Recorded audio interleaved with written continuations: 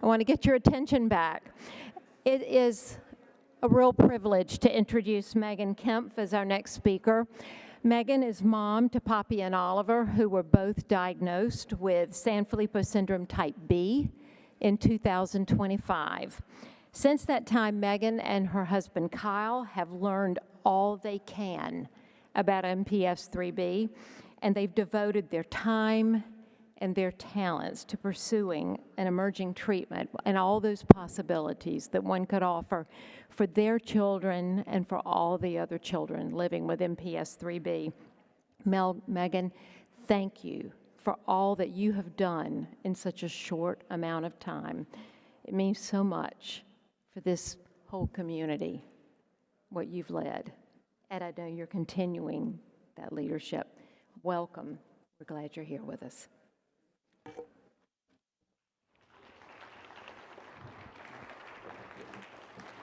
Thank you. Oh, thank you. You know what? There's supposed to be a clicker up here. Do we know where that is?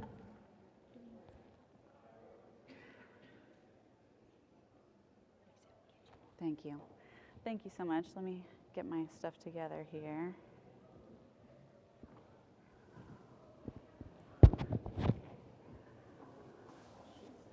I don't see it. I can move it for you. I'm going to look for a text real quick, or I'll move it for you if I don't find it. Okay, do you want me to? Yeah, okay. That's all right.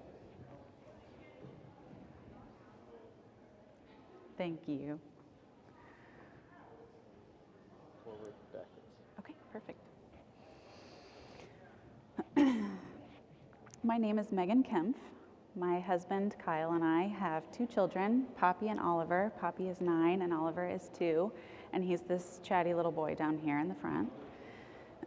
We are relatively new to the MPS world, but we have spent the last year learning, meeting families and people in the field, fundraising, and advocating. The Society has given me the great privilege to share about our experience, and I'm honored to be here with you all. I'll start by saying we're better together. I think we all understand that. It's pretty common knowledge that unity brings strength, agility, and resilience, but I wasn't ready for it. Our daughter, Poppy,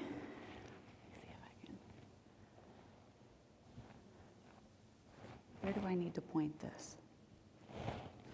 Okay, good. Our daughter, Poppy, was diagnosed with Sanfilippo syndrome type B just barely over a year ago. She was 8 at the time. We had been searching for answers for years.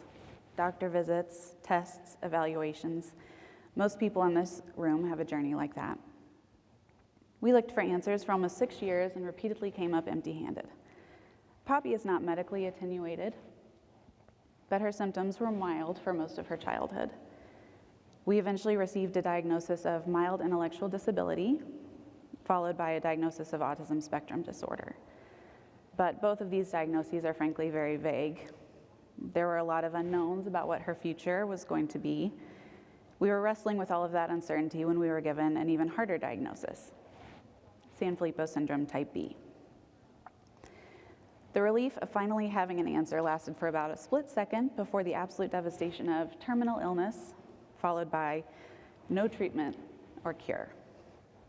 They told us that Sanfilippo B was extremely rare, but that there were some families raising awareness on social media. They also warned us to be careful because seeing the severity of the disease was extremely difficult. I didn't want to see it. I just wanted to see our sweet girl. Our daughter, who had achieved so much, but continued to struggle more and more. Now I knew that every yesterday had been her best day.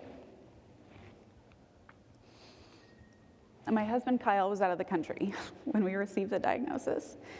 We got the worst news of our lives while we were thousands of miles apart. I spent the next few days trying to maintain as much normalcy at home as possible, and I spent my nights digging through the depths of the internet trying to find anything that could prove no treatment and no cure to be wrong.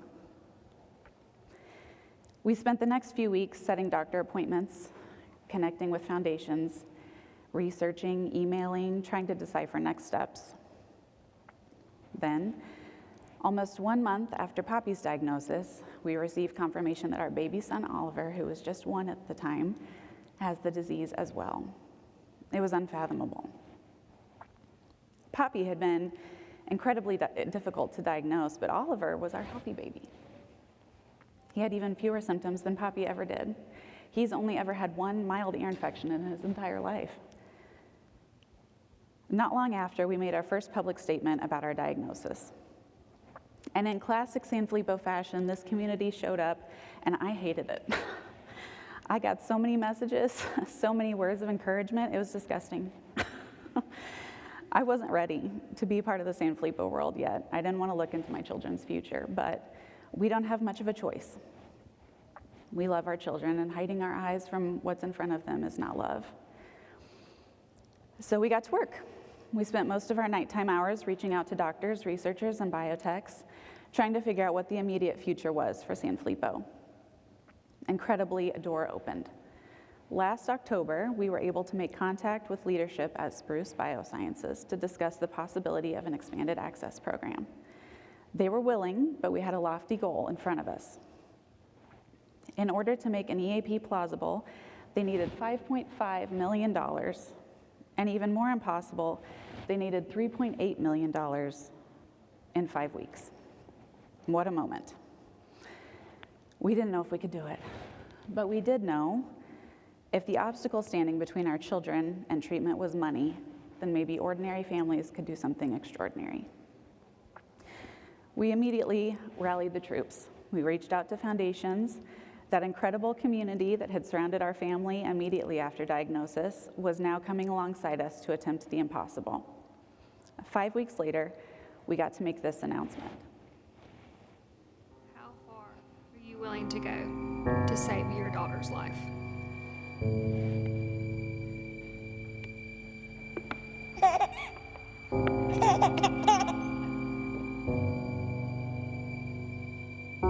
And then I see Sanfilippo syndrome. Super rare, and it's terminal, and most kids don't make it past 15. We're gonna see her lose her speech, her ability to walk, to feed herself. He'll suffer from dementia, possible seizures. He'll be in extreme pain. Finding out your kid has an expiration date and you're not finding out till you're halfway to it, it's really hard. It's really easy to feel like you have a lot of wasted time. Now we have something we could have never made up in our darkest minds. Hi, Dad. I think to myself, oh my gosh, we're gonna lose our little boy. It was unreal. Like, how does my child have a terminal illness? Like, how is she gonna die?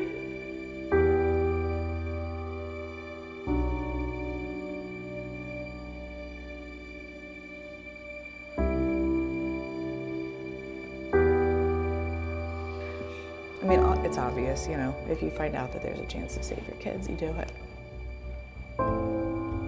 I'm sorry that you guys don't really know us well enough to know that our word is true. We got this diagnosis, we hit the ground running, and now we know we have a dollar amount and a deadline. Question for all parents. If you were told you had to raise $6 million in order for your child not to lose all their abilities, what you gonna do? Tonight we met with all the MPS IIIB families. We've got a lot of work to do, and there's no group of people who's gonna do it better than people who are fighting for their kids. I am asking for your help today. There's an opportunity for kids who have been given a terminal genetic disorder diagnosis at a longer, better, healthier life for the first time ever. Did we just raise $34,000 since Sunday night and it's Wednesday? Yes, we did. I posted the $16 for Lydia for all my followers, and I did it at 10 o'clock this morning. It's not even 2 o'clock, and over $8,000 has been raised. We just crossed $1 million. As far as our fundraising efforts, Sammy, how much money have we raised so far? About 1.2 million. Like this? Yes, perfect. Good job, sweetie.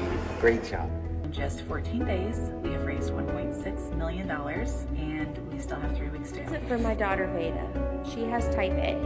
but she's fighting for her Sanfilippo siblings who still have a chance. They have been trying to raise $3.8 million by Thanksgiving, and they have about $1.5 million left to go. Fundraiser update, we are at $2.4 million raised. Have peace in your heart that the Almighty is involved in this.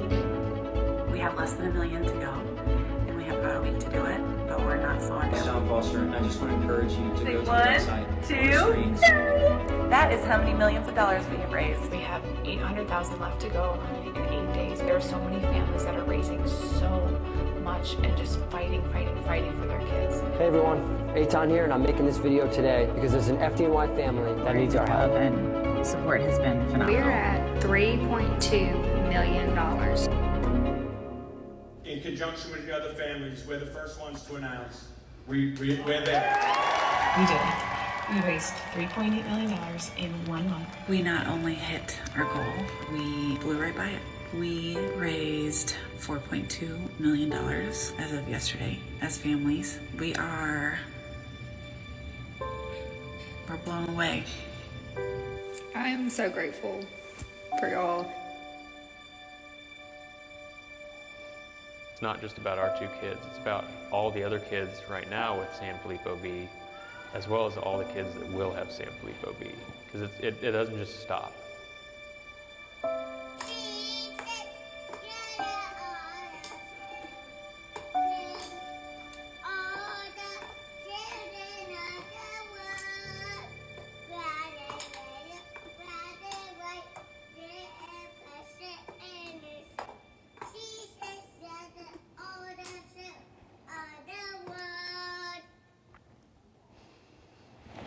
Achieve the impossible, we did. That was a moment. Just a small number of families, about a dozen, came together to raise that money. We met as a group every week with our cameras on. We became friends. Every Sunday night, we'd tally the funds raised, celebrate what was happening, share what was working, ask for help when it wasn't, exchange resources, encourage one another, brainstorm ideas, and remind each other why we were doing it. Looking back, I don't think money was our greatest resource. I think it was collaboration. We stopped acting like 12 individual families trying to save 14 individual children. We became one team trying to change the future of an entire disease. Movements don't begin with crowds. They begin with people who refuse to do hard things alone. And that's exactly what we hoped would happen. Hope became contagious. When one family had a breakthrough, everyone benefited. When one family got discouraged, the others carried them. That's what community does. Families were on the news, fundraisers lit up towns, billboards were on display, podcast appearances and celebrity donations came in.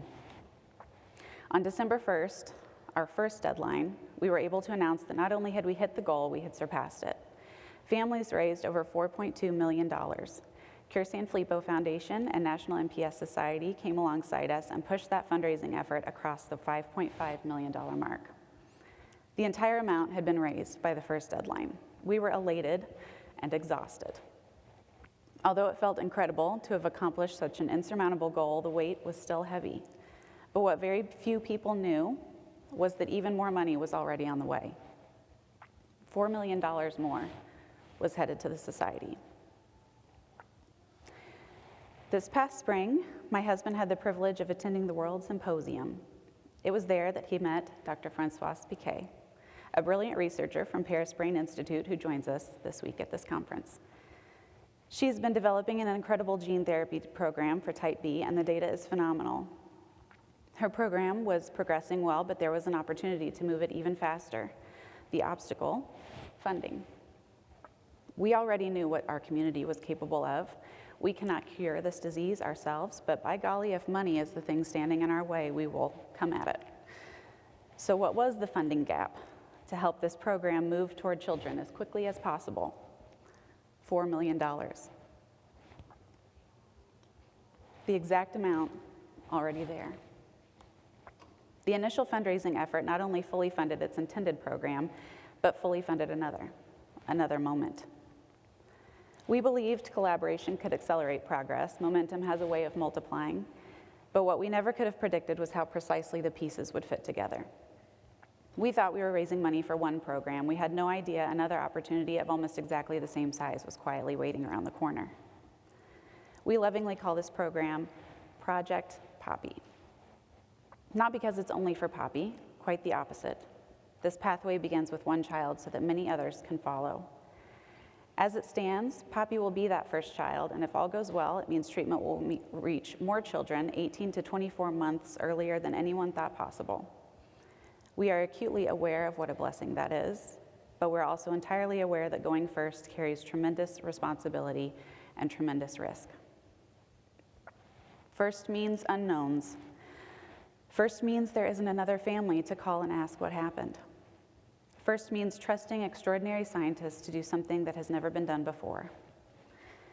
We don't want to go first because it's special. We're willing to go first because if one little girl can help safely open a door for every child that follows her, then it's a responsibility we're willing to carry. The goal with the Expanded Access Program was to create a bridge for Type B children, to slow down damage until something more permanent could come along. Never would we have imagined something might come so soon. Today, we are hopeful to see an enzyme replacement therapy into children before the end of this year, and a groundbreaking gene therapy into children in the first half of next year. A year ago, I didn't know what Sanfilippo was. Today, I stand in front of you. A year ago, we were told there was nothing. Today, more than 8 treatment programs appear to be moving toward children over the next year. We couldn't have written this story if we tried. I'm not even sure we could replicate it. But I am sure of is that it's only possible because we did it together.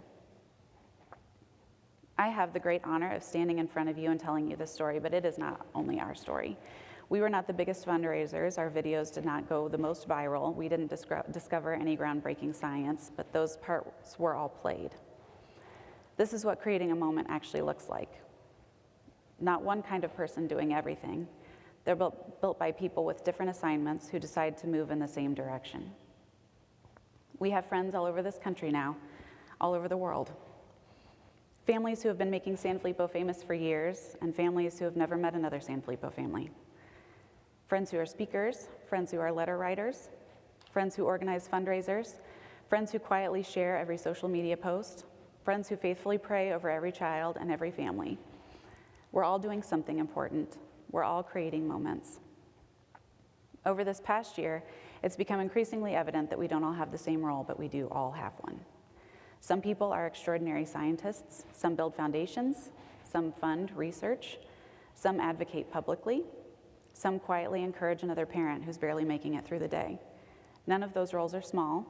Children are depending on all of them. I wish I could provide you a how-to guide of the best practices from the last year, a surefire way to raise $10 million in 5 weeks and discover groundbreaking treatments, but I can't. We definitely learned more than we ever expected, and we, of course, are happy to help any family facing a similar situation. But in the meantime, I can offer a few perspectives that may be helpful. Things this journey has confirmed for us: bold does not always mean loud. Sometimes the boldest conversations happen quietly. Sometimes the biggest breakthroughs begin with respectful questions. Sometimes innovation looks less like breaking down doors and more like finding someone who holds a key. Courage and kindness are not opposites. And in fact, I think they're often partners. The big, inspiring moments of our story, getting the go-ahead on early access, achieving impossible fundraising goals, finding novel treatments, those things make waves, but the quiet, unseen moments, the steadfastness of parents, the decision to put grief aside for the night, to spend time researching opportunities, the prayers of our communities, those moments matter just as much. And at the risk of sounding cliche, you can't have momentum without moments, and it's not always the one you see that matter most. One thing the last year has also taught me is to be very careful about accepting the word impossible. We were told there was nothing for our children, and then we found something. We were told there wasn't an expanded access program, and then there was. We were told the fundraising goal was impossible, then families reached it. We were told funding stood in the way of another program, but somehow that funding was already there. I've learned that impossible often describes where we feel we are today, but not necessarily where we'll be tomorrow. Now, the story is not over. I've told you an impressive story, but that's all it is, a story. Those of you who have lived in this world much longer than we have may be listening and thinking I sound pretty optimistic, and you're right, I am. I have to be. People often ask us where our hope comes from, how we can maintain such positive spirits. Honestly, I think most of these questions come from people who just think we're pretty naive. And while I know not everyone in this room shares our beliefs, I would be doing you a disservice if I pretended our faith was not at the center of this story. We believe with our whole hearts that God is real, that He is good, and that He is still moving. We've watched Him open doors we could not have opened ourselves. We've watched Him provide people, resources, relationships, and opportunities at exactly the right moments. That does not mean this year has been easy. It has not. It doesn't mean we have been spared grief. We certainly haven't. And perhaps hardest of all, it does not mean we will have a happy ending. But our faith gives us a hope that is not dependent on today's circumstances. It gives us the courage to keep showing up, to keep asking hard questions, to keep loving our children boldly, and to keep trusting God with what we cannot control. We have raised money for treatments, but right now all we have are promises. We continue working every day to help make sure those promises become reality. Hopefully this time next year we'll be celebrating Type B children receiving treatment. In the meantime, we'll keep meeting every week with our cameras on. We'll keep telling our story. We will keep asking thoughtful questions. Sorry, Scott. We'll keep cheering for breakthroughs, even the ones that don't directly benefit our children. We'll keep fiercely loving Poppy and Oliver. You know, this life is unfair. The burdens shared in this room are unfair. No one should have to reconcile with diseases like these. We are eternally grateful for the scientists working tirelessly to solve them, for the foundations building platforms that bring us together, for clinicians, for donors, for advocates, for every person using their time, talent, and resources to help eradicate these diseases. But parents, no one will ever love your child the way you do. No one will ever lose sleep the way you do. And no one will ever fight for them quite the way that you will. So if I could leave you with only one encouragement, it would simply be this. Whatever has been entrusted to you, steward it courageously. Because moments don't happen because everyone does the same thing. They begin when each of us faithfully does the thing we've been entrusted to do. This past year has convinced me that that is exactly how moments become momentum, not only by extraordinary people, but when ordinary people faithfully do whatever is right in front of them. Whether you're a parent, a researcher, a physician, a foundation leader, a biotech executive, a donor, an advocate, or someone who quietly prays while no one else knows, your role matters. Your faithfulness matters. Children are depending on all of us. We're all entrusted with something important, and we're all capable of creating a moment, creating momentum, and we're all better together. Thank you.